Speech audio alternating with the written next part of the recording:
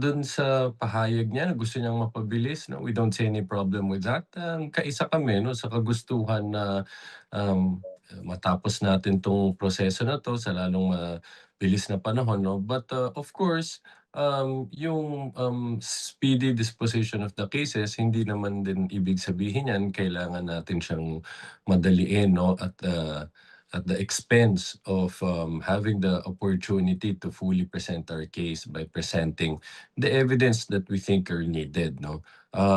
Nakita natin, unfortunately, nagkakaroon ng delays, but wala naman may kagustuhan nito, no? Dahil unavoidable talaga yan dahil sa inclement weather that we've been experiencing recently. But yes, sa amin, sa site namin, no, sa prosecution, malinaw that ito ay sinusubukan naming, magawa 'no, na mapabilis yung proseso. Again, makikita natin dun sa grave threats, ganyan ang ginawa natin. We dispensed with more than half of our witnesses. After presenting 3, we dispensed with I think 5 to 6 'no, when we saw that there's no more need for them. At sabi nga namin, pati dito sa usapin ng confidential funds, ganyan din ang gagawin namin. We will not present evidence that are not absolutely necessary, no? And will just be cumulative para mapabilis din ang proseso. Siguro one last point ko dito, kung pareho kami ng kagustuhan pala, maganda din na ipairating ito sa kanyang defense team dahil maalala natin madaming mga ano dito no, mga circumstances na nag-cause ng delay sa paglilitis, dahil sa mga actions or inactions ng defense team. Tulad for example nung hindi nila pagtalima dun sa kautusan ng presiding officer na makipagkita sa amin to compare, common exhibits before the intended testimony of Miss Zylene Del Campo 'no, na dapat 'yan Lunes. Binibigay nilang petsa sa amin ay Biyernes, which unavoidably resulted to delay. So, maganda kung pare-pareho naming susubukan 'no, na makaiwas na gumawa ng anumang bagay na maka-cause ng unnecessary delay. Na-explain na comprehensively ni Attorney Jay, pero from my end, I think any call for to hold the trial expeditiously it should not be a reason also to disagree, no? I think very clear naman po ang position ng House Prosecution Panel from the very start, indicative of the way the House Prosecution Panel removed some of the witnesses from the list of potential witness that we intended initially to present, no, under Article 4 during the grave threat. This is an evidence na ang gusto talaga ng House Prosecution Panel pabilisan din, because we also do not want repetitive testimonies coming from various witnesses kasi it would only waste the time of the court. So kung kung sino po man ang nagpapahain na mapabilis ang korte, no one is willing to really hold the trial expeditiously than again the House Prosecution Panel. Ang gusto talaga natin speedy. But ang sinasabi din po natin dito is yung promptness and the speedy disposition of the court's decision can go hand in hand with due process. Wala naman pong problema doon. But as long as it will not definitely compromise the presentation of both panels, not only the prosecution panel but as well as the defense, wala naman pong problema, no? But then again, issues that have delayed some of the trials at mentioned by Attorney Jay Tolosa are product of of a circumstance that is way out beyond our control, no? Masamang panahon, yung mga ang naging main reason dito. But again, sa amin na po sa House Prosecution Panel, dahil pinag-uusapan and there are other suggestions coming from sitting senators na kung po pwedeng ma-adjust yung mga oras para lang magamit ng mas matiwasay at mas effective yung impeachment trial. Kami po ay sinabi naman po namin, tatalima po kami dito, and whatever would be the decision of the court kung paano magkaroon ng speedy disposition and speedy trial, kami po ay sumusuporta doon, no? Nakita naman po the way we presented our witnesses, talagang kung may nasabi or may mga ebidensya na nai-present na hindi na kinakailangan pang balikan, hindi ho namin binabalikan. In fact, kami po yung nagdi-delist ng mga witnesses na sa aming palagay ay hindi na kinakailangan pang ipresenta sa korte. Sirs, any reaction po dito sa sinabi ng akbayan na kung gusto ni Sarah ng speedy trial, then show up. Hindi pwedeng nananawagan siya na pabilisin ang paglilitis, pero siya mismo ang ayaw humarap sa proseso.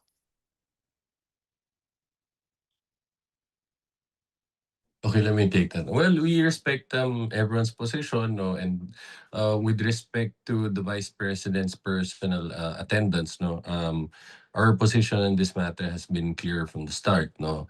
We recognize, no, that under the rules, the Vice President, no, is allowed to either attend in person or through counsel, no, and she chose the latter. So we respect that, no. But at the same time, tulad namin sinasabi namin, hindi din natin pwedeng hindi pakinggan, no, yung opinyon at sentimiento ng mga kababayan natin na madaming nagsasabi na maganda rin na humarap siya ng personal para ipakita ang kanyang respeto sa napakahalagang institutional process na 'to.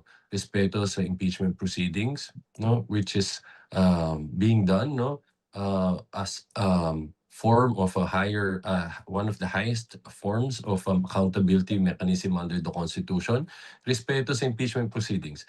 Pero kung hindi pa rin siya haharap, again, tulad ng sabi namin, decision 'yan at yan ay decision na kailangan niyang ipaliwanag sa taong bayan. Matagal na po namin sinasabi yan na dapat humarap siya, lalong-lalo na po ngayon na naipresenta natin si Miss Gina Acosta, na ang sinasabi po niya, klaro po sa kanyang pahayag na ang Vice Presidente ang nag-utos sa kanya upang i-transfer, no? Ito po ay kanyang word na ginamit, i-transfer yung 125 million sa kay Colonel La Chica, nang kung tinanong naman siya, meron bang mandato o responsibilidad ang isang security aid na gumamit nitong confidential funds, klaro naman po na sinabi niya ay wala under the joint circular. So ito'y dumadagdag doon sa panawagan ng ating taong bayan na ngayon, sinasabi natin, the burden of proof now shifted to the defense, no. So maski ano pa itanong kay Miss Gina Acosta, her answer would only lead to the Vice President being the one calling the shots.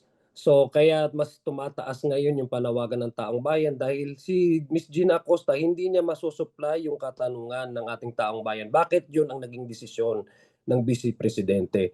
Maliban lang po sa Vice Presidente mismo ang magpaliwanag sa taong bayan. Kasi ang pupwede lang na masabi ni Miss Gina Acosta ay inutusan siya. Pero as to why she was instructed, yun na hindi na niya maisusupply. Ito ay isang paliwanag na wala nang po pwedeng mag-supply, no, para maintindihan ng taong bayan ang rason o ang desisyon na yon, maliban lang sa ating Vice Presidente. Kong Zia, as Vice Chair po of the APRO Committee, may I ask kung dito sa 2026 GAA, magkano po specifically yung nakalista na pwedeng maggamit ng government to address incidents of school violence? Also, how much po yung nakalista for mental health services? Kasama po yung excuse me, hiring ng guidance counselors and assistant counselors. And meron po bang ganitong items then for 2027? Yes. Ito po, babalikan po natin yung data, no, just to be specific about the numbers.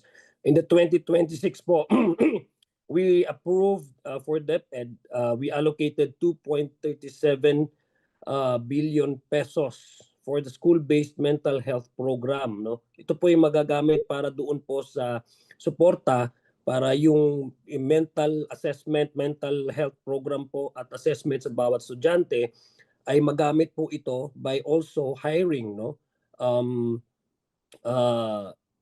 hiring 10,000, kung hindi po ako nagkakamali, 10,000 na mga non-teaching personnel. Ito po yung mga ito po yung mga guidance counselors para po ma-assess nila regularly, periodically ang kanilang mga estudyante. Ito po intended ang intention po talaga dito ay para po magkaroon ng periodic assessment, at the same time magkaroon po ng program, specific program that would counter yung sinasabi nating bullying and violence in schools. Apart from that, apart from the 2.37 billion pesos, we also allocated in 2026 DepEd budget yung 89.92 billion pesos for the child protection program naman po, no, intended to protect learners from abuse, no. So we hope that we can actually, in this budget season, budget hearing, we hope that we can actually be able to be appraised with the ongoing program from DepEd, whether this allocation, this funding has been utilized, how many of the non-teaching personnel have been hired out of the 10,000 intended new items to be created, no, in order that they can actually use the 2.37 billion pesos for the school-based mental health program. So it's timely also that we would like to again revisit and review kung alin po yung mga na-hire na, ilan na yung na-hire. And definitely because of the recent school shooting na na-experience natin, nakikita natin, no? I think these programs should continue. And kung di ako nagkakamali, tuloy-tuloy po natin tong pagbibiging assistance ang DepEd para matugunan yung mental health needs ng ating mga estudyante, no. Lalong-lalo na po it's become more it's become more disturbing, no, knowing that in our schools, both public and private, ay nakakakita tayo o nakaka-experience tayo ng ganitong klaseng karahasan. Sir, same amount po yung ilalaan for 2027? Depende po yan, Ma'am Tina, because we also like to find out kung how much has been utilized starting this year, and how many have been hired, no, to supply the need for a guidance counselor per school, no, all over the country. So kung kinakailangan pang meron talagang way to to augment, no, kasi ang magbigiging basihan po diyan is yung utilization rate, di ba? So we would like to know how speedy the hiring and how speedy the implementation of these programs. We're talking of how many billions of pesos.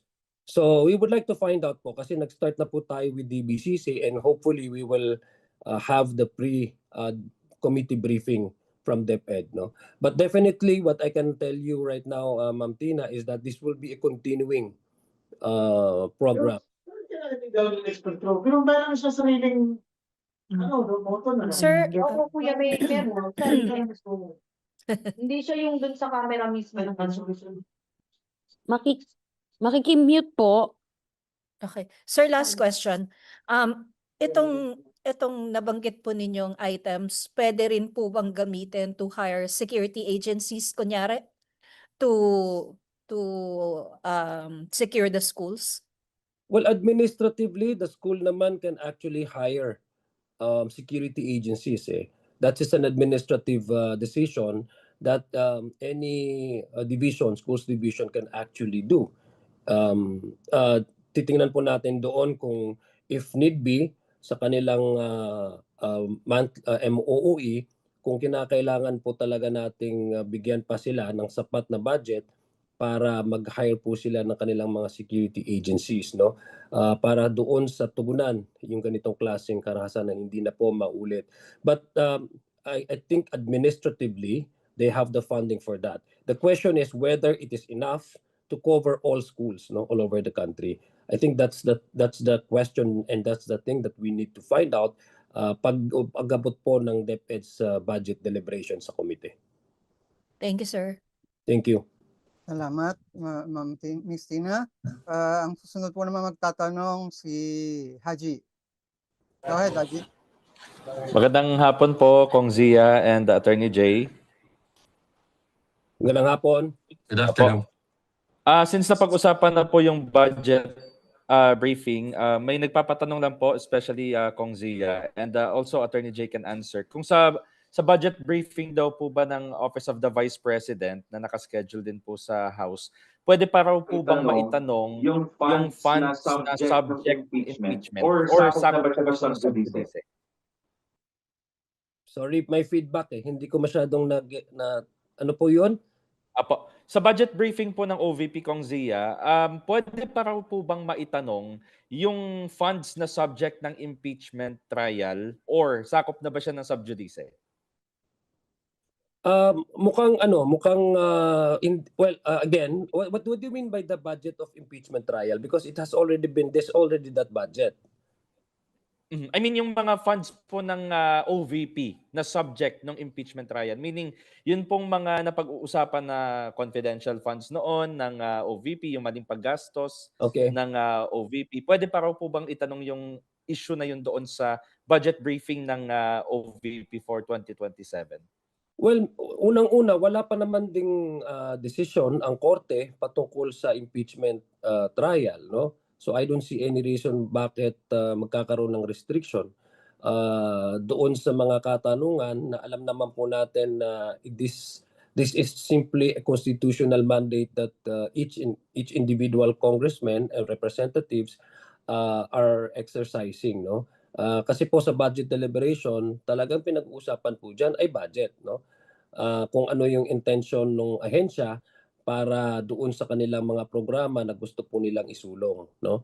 But definitely, kung ang pag-uusapan po is confidential funds, ay mukhang very clear naman po, wala naman pong confidential funds sa ngayon, no? Even the last year, just to be fair, wala naman pong confidential funds ang OVP even last year when we were deliberated the 2026 funding. And this year, I learned that there's also not any item there in the OVP that also requests for a confidential funds or anything that to that sort. So, ang makikita naman natin dyan are regular na PS, MOOE, and capital outlay, no?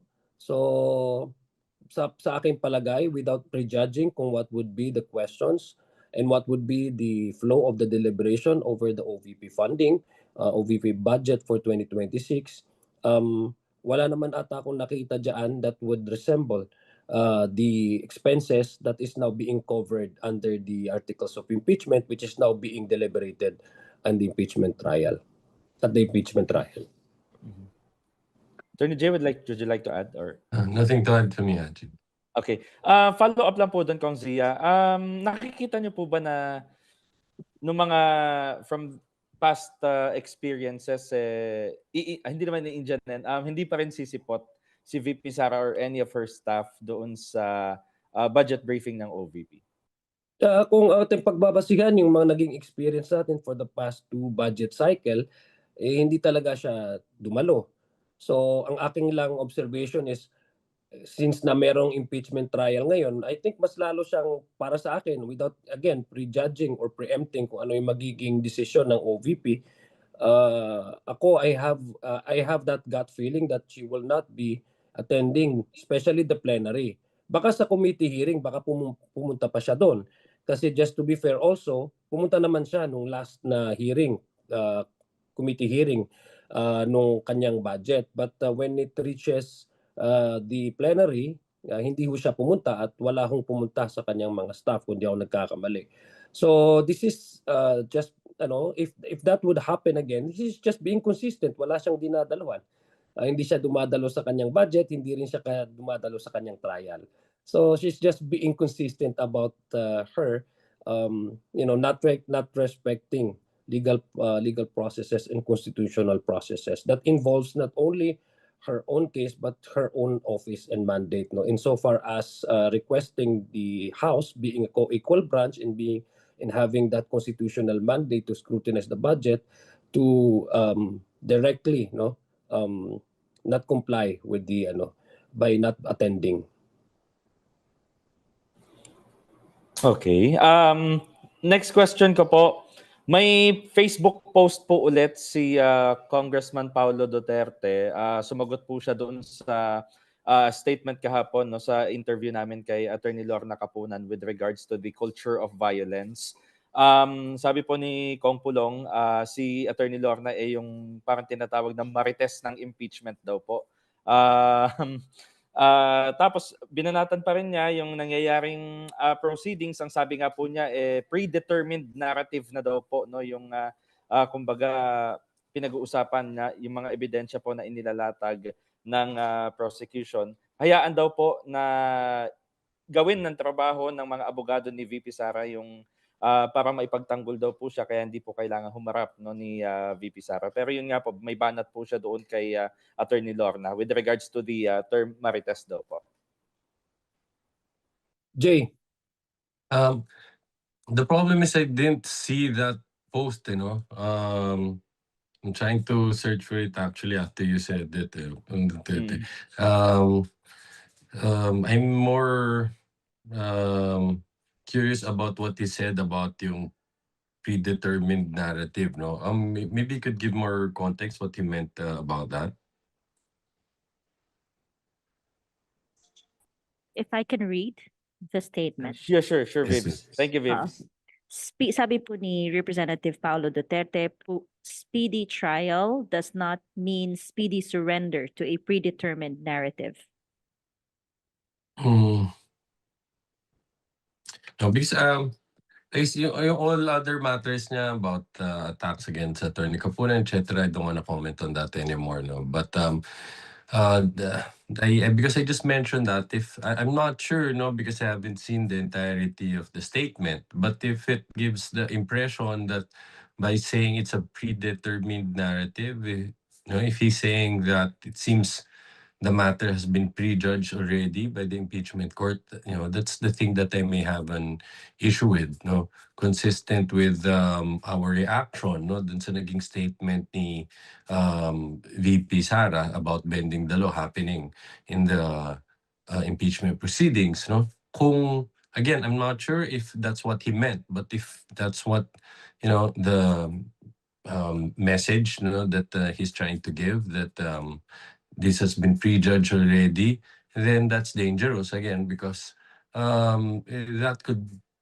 be an attack, no, against the integrity of the court. And of course, we shouldn't say, no, na interested parties, no, shouldn't say that mukhang may decision na dito, no, impeachment court. Again, we have to respect institution, and maliwanag, may pagkakataon, magkabilang panig, magpresenta ng ebidensya para ang mga senator judges ay bigay ng hatol, no, batay sa mga ebidensya na ito. So again, maybe I'll try to go over the statement also while Kong Zia chimes in also.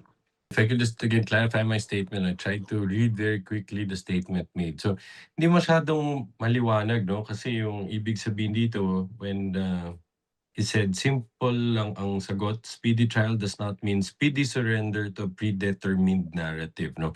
So if by predetermined narrative, if he was referring to the prosecution's theory, then we agree that of course no one's saying that or we've been consistently saying that we should also listen to the evidence that the defense may present at the appropriate time, if any, no. So maliwanag naman yan, respeto naman natin yung oportunidad nila, no, since they have the right to due process.